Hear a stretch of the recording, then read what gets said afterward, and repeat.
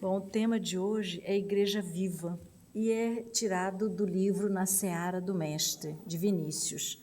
É interessante esse tema e talvez até muitas vezes a gente fica pensando por que esse tema veio até nós, né? E eu estava ouvindo o nosso querido amigo Jacques falando e a gente vai percebendo como nada é por acaso no nosso viver.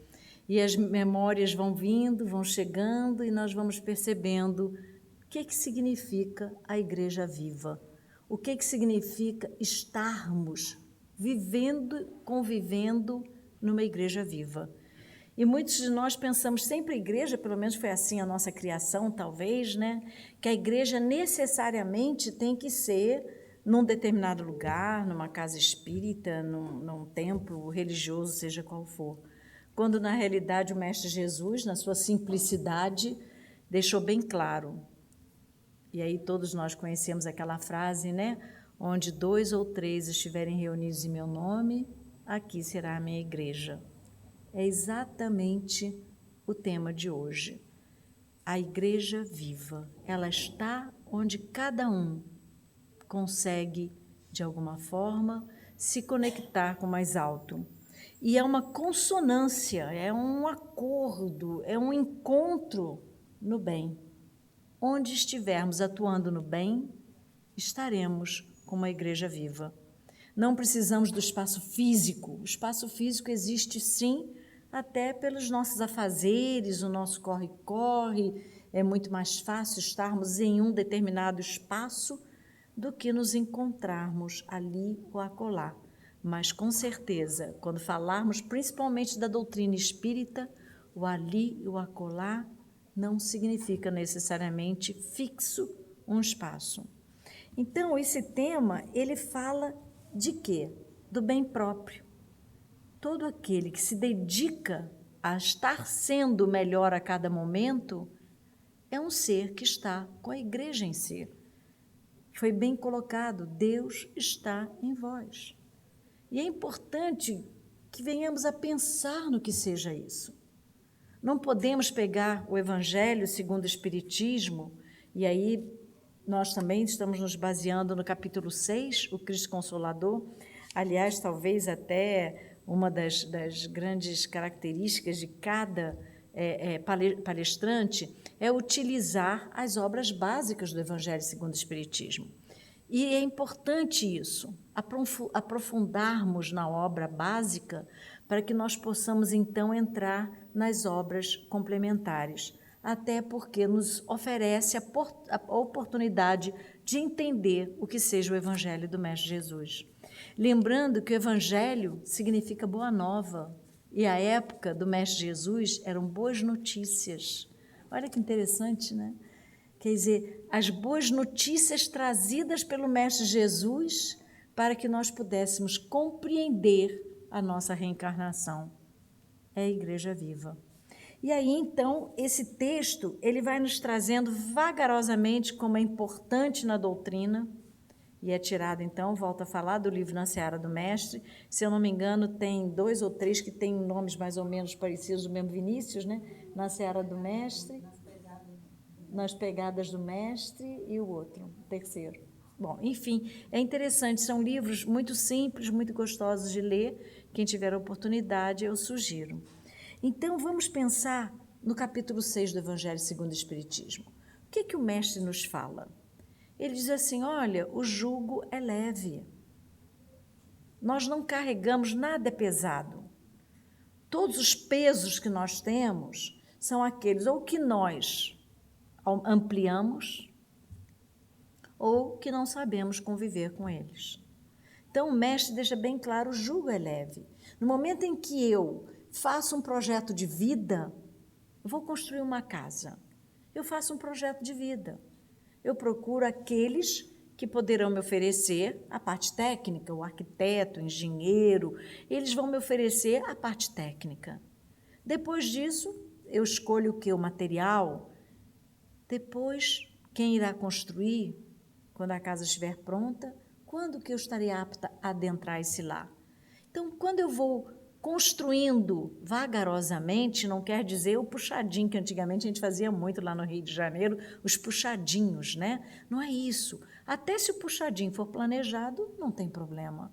É exatamente a igreja vive em cada um de nós.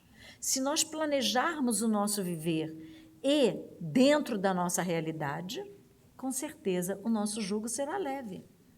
Agora, se eu começo a querer construir algo, como nós encontramos também no Evangelho, baseado num fundo de areia, ele não vai se sustentar.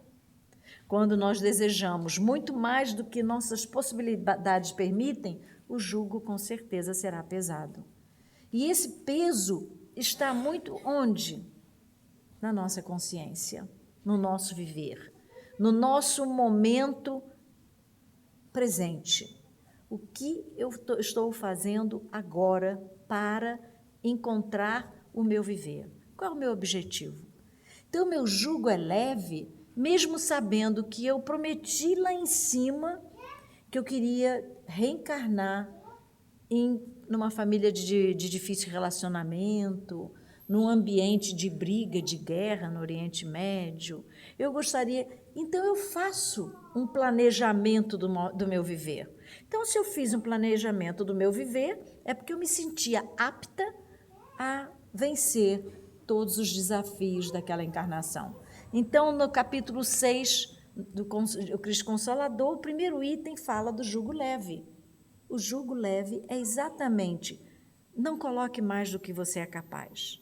E aí vamos lembrar daquela passagenzinha, né, que fala da cruz, né, aquele irmão que vem carregando a cruz, né, e começa, está muito pesada, não aguento mais.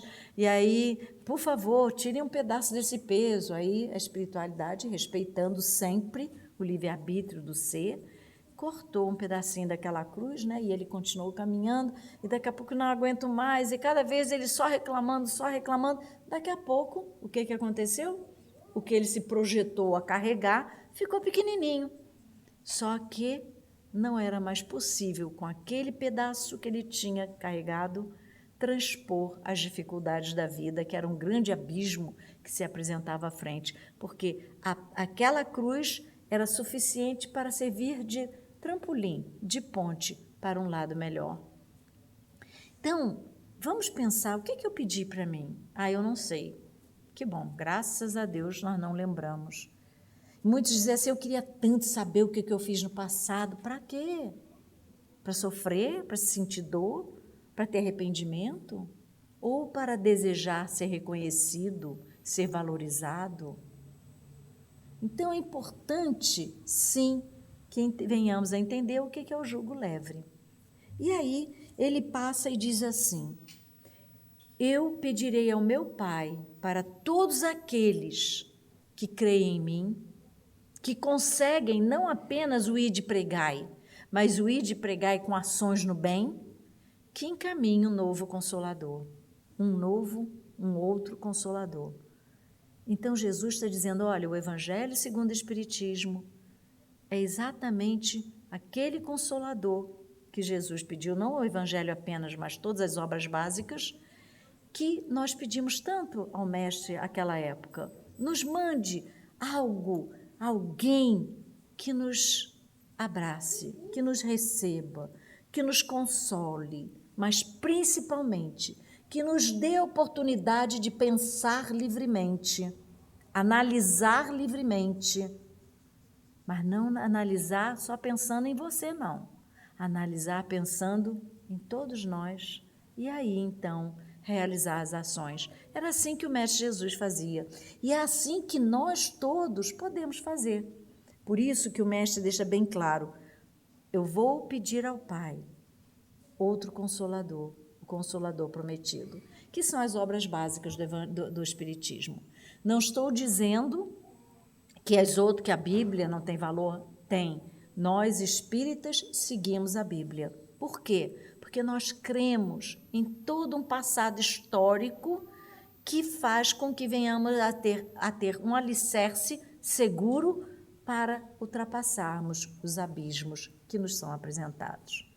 Então, o Evangelho segundo o Espiritismo, ele é uma boa nova, uma notícia boa, nos trazendo o lado moral, nos chamando a atenção para o nosso comportamento voltado ao bem. Aí vem a doutrina e ainda diz assim: fora da caridade não há salvação. Olha que coisa mais linda. Continua, então, ele dizendo de uma forma muito tranquila: guardem os mandamentos trazidos até aqui. Lembra que dos 10 mandamentos de Moisés, Jesus resumiu para quantos? Amar a Deus sobre todas as coisas. Precisaria de mais algum? Amar ao próximo como a si mesmo. Não é isso? Então, nós começamos a entender, se eu não temo, eu não posso temer Deus. Eu tenho que respeitar. Eu tenho que compreender os meus motivos de aqui estarmos. E estarmos em comunhão com a espiritualidade. Estarmos a fim de sermos melhores sempre. E vamos lembrar que a igreja viva, ela é tranquila. Jesus era muito humilde na forma, mesmo que parecesse a todos nós naquela época um pouco impositiva, mas era humilde, porque ele convidava ao diálogo. O diálogo significa pessoas conversando, com pessoas trocando opiniões. E Jesus fazia isso com... Tem um livro que eu vou sugerir, quem não conhece, é lindo, se chama Ave Luz. É um livro muito interessante, porque ele vai falando da personalidade de cada um daqueles companheiros do Mestre Jesus e mostrando a impetuosidade de um, a intelectualidade do outro e, em função disso, as dúvidas de cada irmão nosso daquela época, daqueles seus discípulos à época. Sugiro, e é interessante quem puder dar uma lida, se chama Ave Luz. Então, Jesus, que é a igreja viva em cada um de nós, as suas mensagens são mensagens que nos trazem a reflexão. E cada um de nós compreende a parábola, compreende a mensagem conforme as suas necessidades. Não podemos ficar jogando para o outro. Fazemos muito, né? Tá vendo? O Evangelho falou isso, serve para o meu filho, para o meu marido, para a minha filha. A gente sempre esquece de serve para mim, né? E é isso que Jesus, então, fala. A igreja viva é humilde. Ela sabe que ela tem que caminhar junto com todos. E é muito interessante porque nós estamos vendo o Papa Francisco, ele nos faz grandes revelações com relação a toda essa beleza desses 2000 anos de reflexão, porque ele está nos trazendo reflexões fortes. Ele diz, olha, Adão e Eva é mitológico, é apenas para compreendermos aquela época a vinda de pessoas para o planeta Terra. Lembra, vocês assistiram há poucos dias, acho que foi em agosto, que ele falou isso, que a igreja não pode ser burocrática, que a igreja tem que atender aqueles que necessitam de atenção. Olha que coisa mais linda. Então é importante entender que a igreja viva, ela é humilde, ela não tem chefe.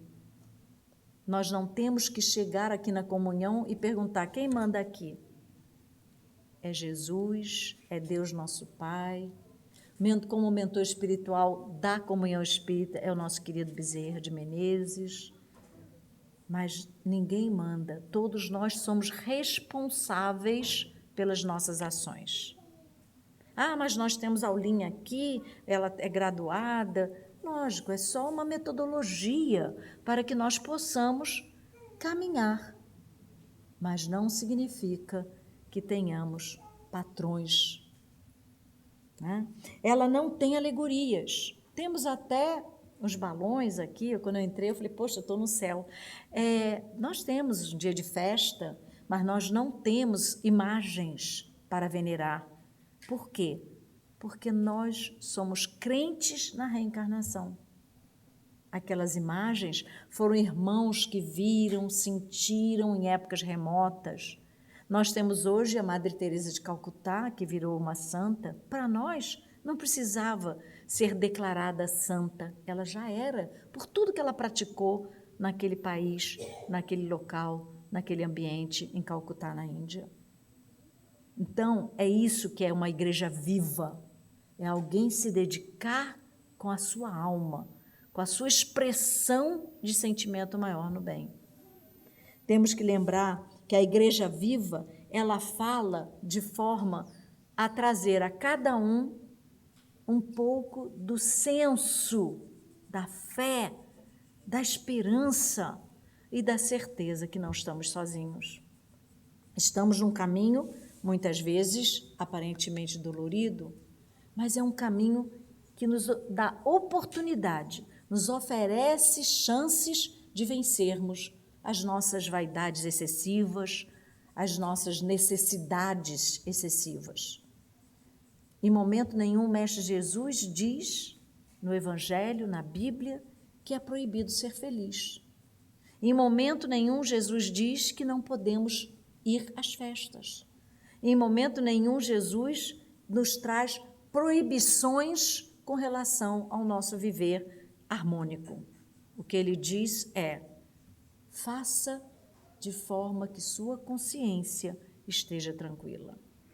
Por isso que a Igreja Viva nos discute, nos mostra que estamos a todo momento, e isso é uma verdade. Nós estamos dirigindo o carro, estamos dentro de um ônibus, quando nós pegamos nosso pensamento, está em prece, numa oração, agradecendo porque vamos chegar no horário no serviço. É uma prece simples, mas objetiva. O agradecimento é simples, humilde e objetivo. Então, a Igreja Viva dá conhecimento de tudo o que nós precisamos. Eu não preciso saber o que eu fui no meu passado. Eu preciso saber que eu tenho que ser melhor do que eu fui. Não interessa o que eu fui. Eu sou, hoje, alguém que eu posso ser muito melhor do que já fui. E aí vai ficando mais tranquilo de nós caminharmos nessa reencarnação. Fica mais tranquilo nós convivermos com irmãos que estão conosco. E tirarmos de nós ciúmezinhos, né? Que é até bom os namorados, as namoradas dizem, o ciúme é bom, que incrementa o namoro. É e não é. Se ele for um ciúme bonito, tranquilo, de amor, de carinho, de respeito, mas não aquele ciúme de poder, de ser dono.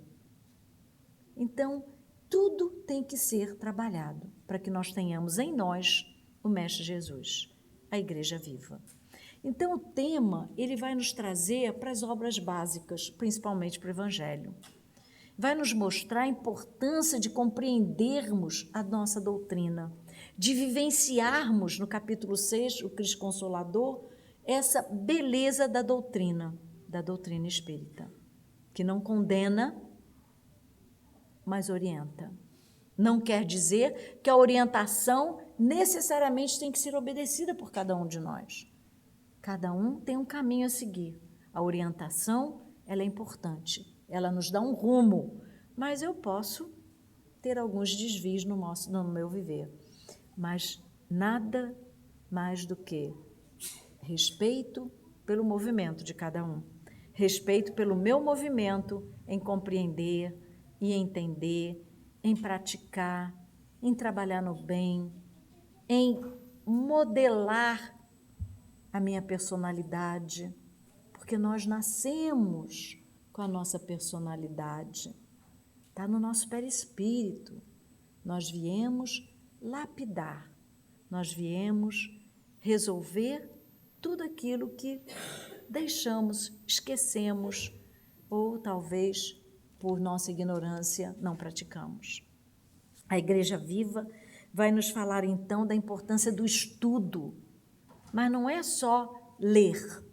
E é tão interessante porque eu estava lendo uma passagem aqui que ele diz assim, não adianta você, por exemplo, comer um bolo quando você está com muita fome, mesmo beber água quando a gente está com muita sede, aí a gente pergunta assim, estava gostoso? Por quê? porque nós fomos com muita ânsia. Então, não basta ler. Nós temos que ler, questionar, entendendo, para, com o nosso bom senso, praticarmos. É isso que nós temos que fazer. O bolo, ele tem que ser apreciado. Nós temos que saber qual o sabor, se é limão, se é laranja, se é chocolate. Por isso que o Evangelho, ele tem que ser trabalhado aonde? No nosso interior, no nosso âmago. Não é imposto. E até tem aquela passagem interessante, a gente morre de rir com o Chico, né? Vocês vão lembrar dessa passagem, quando o padre passa por ele e tudo, e diz que ele precisava apanhar, né? Apanhar no sentido estudar a Bíblia. E aí veio um irmão e começou a bater nele com a Bíblia. Toma a Bíblia, aprende Bíblia. Quer dizer, não é apanhando ou apenas lendo que nós iremos ser bons amanhã. Já é um caminho. Mas precisamos trabalhar o que estamos lendo, compreender o que estamos lendo. Não adianta eu chegar e dizer assim, eu já li 1000 livros da doutrina, só o Chico são 400 e pouco, 412 obras, né? Mas não adianta. Eu entendi o recado que foi dado a mim, eu apreciei o recado, eu hoje consigo entender esse meu caminhar. Então, a igreja viva, ela é exatamente para que não tenhamos o jugo pesado, não tenhamos dificuldades no nosso viver, não venhamos a colocar mais peso na nossa experiência reencarnatória. E o capítulo 6 do Evangelho segundo o Espiritismo, Cristo Consolador, nos mostra a importância da doutrina espírita. Para nós que somos espíritas, para nós que entendemos a importância da reencarnação, não como castigo, mas como uma grande oportunidade de melhoria, não como dor, mas sim como aquele momento em que, pela dor, eu compreendo as minhas dificuldades. Não estou dizendo que um filho que desencarna, um companheiro que morre, companheiro não precisa ser marido, esposa, um companheiro nosso de viver, que tem um infarto, a gente não vai sentir dor, não vai chorar, vamos, é importante. Mas vamos lembrar daquela passagem tão linda e singela, quando Jesus está na casa de Marta e de Maria, e simplesmente Marta, muito atarefada, porque aqueles irmãos todos entraram em sua casa e ela preocupada em oferecer o melhor, e nós fazemos isso quando vamos receber uma visita, limpamos a casa, banheiro limpinho, perfumado, queremos fazer uma comida melhor. E aí o que acontece? Marta chega perto de Jesus, todos eles sentados ao redor do mestre, e Maria sentada, ouvindo o mestre e se beneficiando daquela grande mensagem trazida pelo mestre Jesus. E Marta chega e diz, Jesus, diz para Maria para ela vir me ajudar, porque eu que estou fazendo todo o trabalho da casa, arrumando tudo. E Jesus diz, Marta, Maria está com a melhor parte. E é exatamente, a igreja viva é a melhor parte, é aquela parte que cada um de nós aproveita a lição que está sendo trazida, aproveita aquele momento que nos está sendo oferecido, que a igreja vive em nós. É aquela igreja que nos beneficia com o nosso interior se reformando, o nosso interior se burilando e lembrando que cada irmão, cada companheiro é um grande ser mestre nosso do dia a dia. Cada pedrinha no nosso caminho é uma parada de reflexão. Não é uma dor, não é uma mágoa, e sim, vamos tirar essa dor e mágoa. Quando nós oramos para Maria, nossa mãe, e eu estava me lembrando, tão lindo, a irmã falou sobre isso, vamos lembrar que quando fala assim, quando chega o finalzinho da oração para Maria, a gente diz assim, agora na hora da nossa morte. Não é na hora da morte física, É na hora da Igreja Viva em Nós, em que cada um de nós tira os nossos excessos, as mágoas, rancor, os ódios. Para onde nós vamos com tudo isso?